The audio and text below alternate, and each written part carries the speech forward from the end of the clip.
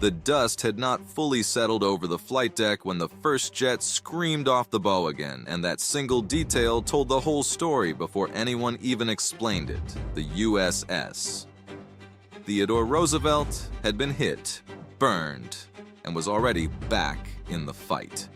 Less than 2 hours earlier, the ship had absorbed a drone strike that tore open her aft deck, and by the time the smoke cleared, the American carrier was still launching aircraft into the morning sky over the Arabian Sea, as if the attack had barely happened at all.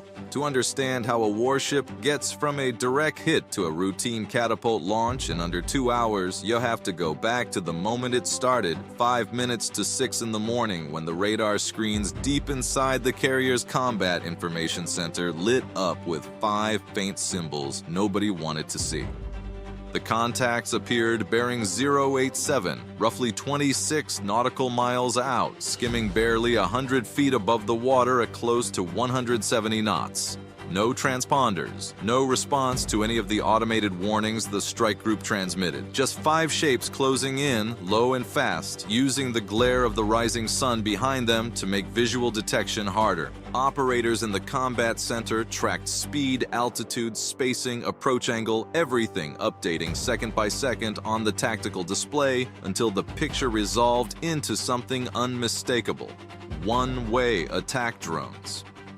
The order went out immediately. General quarters, all hands to battle stations, watertight doors slamming closed as sailors moved fast through the narrow passageways. On the flight deck, handlers yanked a Super Hornet off the catapult line seconds before launch. Fuel crews ripped hoses free. Ordnance teams hauled armed aircraft away from the starboard edge because everyone on that deck understood the same thing at once. Whatever was coming wasn't just going to fly past. The formation itself gave away the intent. 2 drones lined up on the carrier's starboard quarter, one pushed toward the bow, and the last 2 split north and south, spreading the strike group's sensors thin. This wasn't a search pattern. They already knew exactly where the carrier was. At 18 miles out, a guided missile destroyer got the order to engage, and 2 missiles leapt from its vertical launch cells, climbing hard before bending toward the lead drone. The first kill came within seconds. A flash over the water, track destroyed. The second missile missed, and that drone dropped low, jinked twice, and vanished into the radar clutter kicked up by the waves. 4 drones left. The carrier turned into the wind and picked up speed. Destroyers spread wider. Overhead, an E-2D Hawkeye already airborne shifted position to get a better look down on the incoming formation from altitude.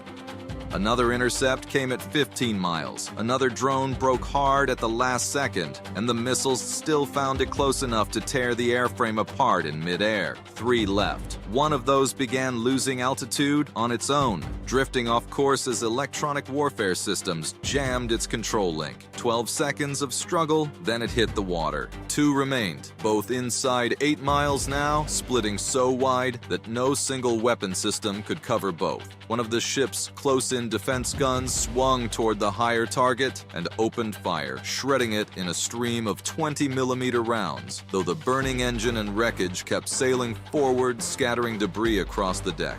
The last drone was already inside 3 miles.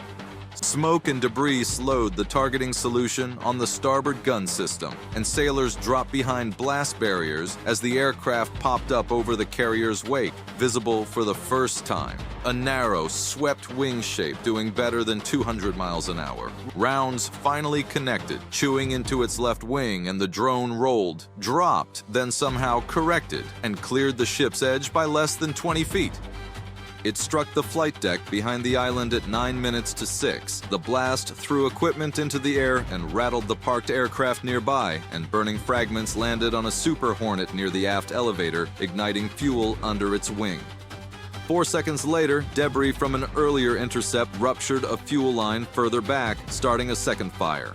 Black smoke rolled across the deck, alarms sounded everywhere, and firefighting crews moved in from 2 directions while ordnance teams raced toward an aircraft that still had live missiles hanging under its wings. For a few seconds, the tactical display inside the combat center went quiet. No inbound tracks left. Then the Hawkeye picked up new electronic signals coming off the Iranian coast, multiple launch systems powering up. The first wave had already reached the carrier. A second one was getting ready to follow. Ask yourself what you'd be thinking in that combat information center, watching a clear screen for 6 seconds, knowing it almost certainly wouldn't stay that way.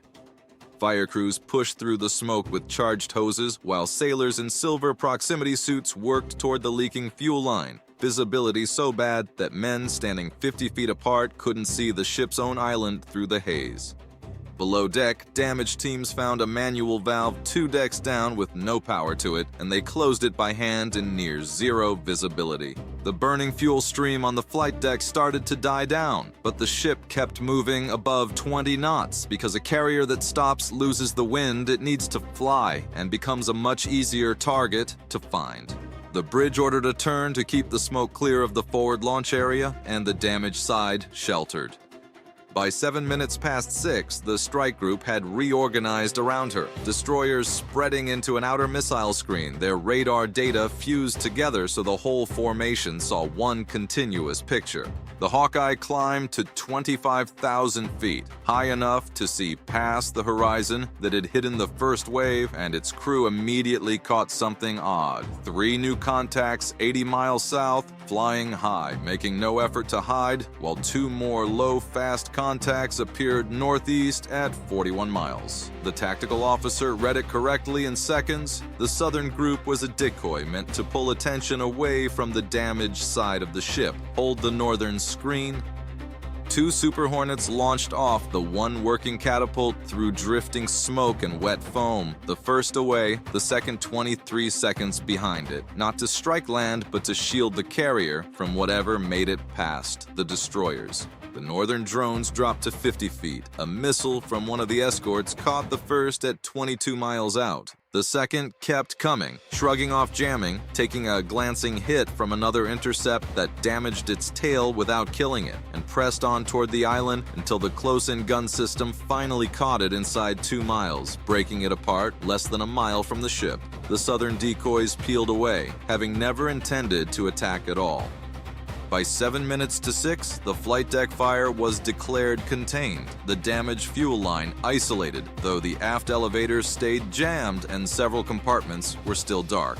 Still, the forward catapults worked, the radar worked, the ship could still fight, and down in intelligence, analysts were already tracing every drone's flight path backward to 3 points on the Iranian coast: a mobile launcher, a data relay station, and a storage site where more drones were visibly being moved into the open. That report reached the strike group commander at 3 minutes to 6, and he didn't hesitate long.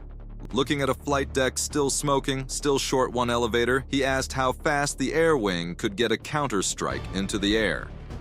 The answer came together fast. 2 growlers to jam the coastline, 8 Super Hornets loaded for the launch site, the relay station, and the storage facility, plus air defense cover, an E-2D running the airspace overhead, and a destroyer standing by with tomahawks for anything too hardened for the jets to reach. Then, minutes before launch, satellite feeds showed the mobile launcher scattering. 1 truck heading north, 1 hiding under camouflage near a road junction, a 3rd slipping inland toward a cluster of buildings. The network on the ground was trying to disperse before the strike ever left the deck, and there wasn't time to wait it out. Complicating things further, an inspection found debris near 1 catapult, shutting it down until it could be cleared, which meant the entire response had to launch from a single track.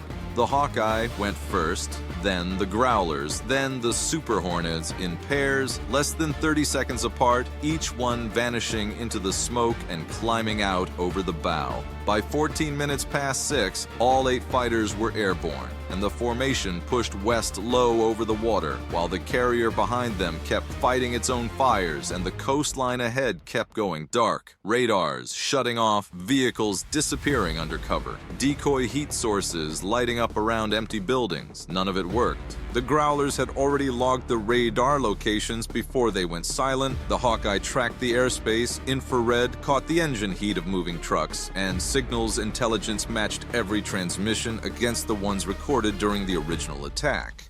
22 minutes past 6, the strike package crossed its final checkpoint and went radio silent, running purely on the Hawkeye's picture and their own passive sensors.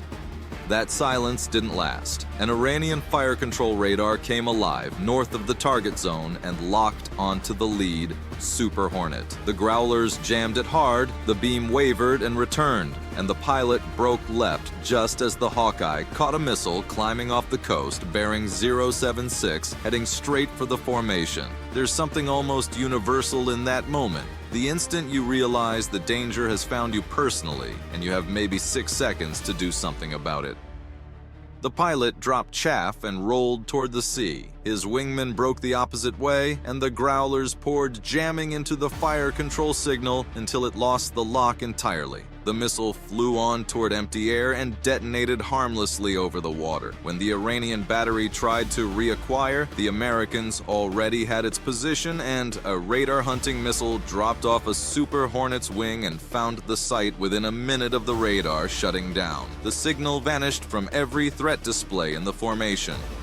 With the air defense broken open, the strike split 3 ways. The first pair found the mobile launcher's trucks hidden under camouflage near a dry riverbed, confirmed no civilians nearby, and put 2 precision weapons on the command vehicle and the launchers, collapsing the camouflage structure and setting off secondary fires from drone components and fuel. The second pair hit the coastal relay station, dropping the antenna tower with 1 weapon and gutting the equipment building with a second, silencing every drone control signal along that stretch of coast. The last 4 aircraft pushed inland to the storage facility, ignoring the decoy heat sources burning outside empty warehouses, and instead hitting the real target from 3 directions, splitting the roof open and setting off a chain of secondary explosions from stored fuel and munitions that blocked the compound's own exit road with debris. 1 target remained, a reinforced command center too far inland and too hardened for the jets to safely approach, so the destroyer offshore fired a Tomahawk that crossed the coast low, followed the terrain in, and brought the building down under its own collapsing weight. At 37 minutes past 6, the strike leader reported the network neutralized, but the Hawkeye immediately flagged 3 more airborne contacts, fleeing the target area southwest toward the carrier, drones that had launched before the storage site was hit. 2 Super Hornets ran them down over the water, 1 destroyed at range, the second falling to a heat-seeking missile as it tried to dive under the fighters, and the third, which had lost its control link when the relay station went down but kept flying on stored coordinates, was caught by a destroyer's missile 42 miles from the carrier and destroyed in a flash high over the sea. For the first time since the attack began, nothing hostile was moving toward the ship at all. Getting the strike package home turned out to be its own fight. The first returning jet showed up 15 miles out low on fuel with only a narrow landing strip available. Foam still covering the aft deck. The damaged elevator still jammed. Crews still inspecting the surface around the impact point. Aircraft stacked into a holding pattern by fuel state, and one by one they came down, the lead jet catching a wire less than 300 feet from the damaged section. Deck crews clearing each aircraft immediately because there was nowhere to leave it sitting. One jet missed the wires entirely, went to full power, and climbed away for another attempt, catching the second wire less than 2 minutes later with fuel reserves running thin. The Growlers came back last, their jamming pods still running the whole way home, touching down a few minutes past 7, and the Hawkeye landed last of all a few minutes after that. Every aircraft that had launched came back. Nobody was lost. Of the 5 drones that hit the carrier group first, 2 fell to missiles. 1 went into the sea from jamming, 1 was shredded by close-in guns, and 1 got through and started the fires. The second wave, 5 more drones, was caught earlier, tracked farther out, and wiped out completely through the combined work of the Hawkeye, the Growlers, the fighters, the destroyers, and the ship's own defenses. On shore, the strike had erased the mobile launcher, the relay station, the storage facility, the air defense radar, and the command center that tied it all together.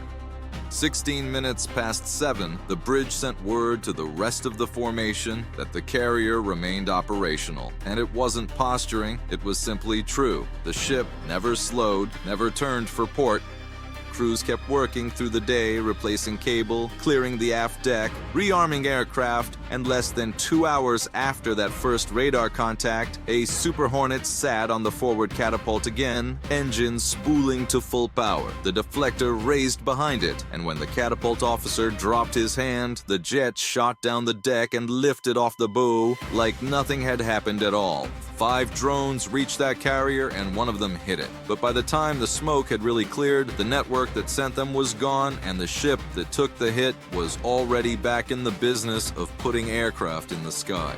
Whether that says more about the punishment a modern carrier can absorb or about how much faster wars like this one now move than any of us are really prepared for is worth sitting with for a minute.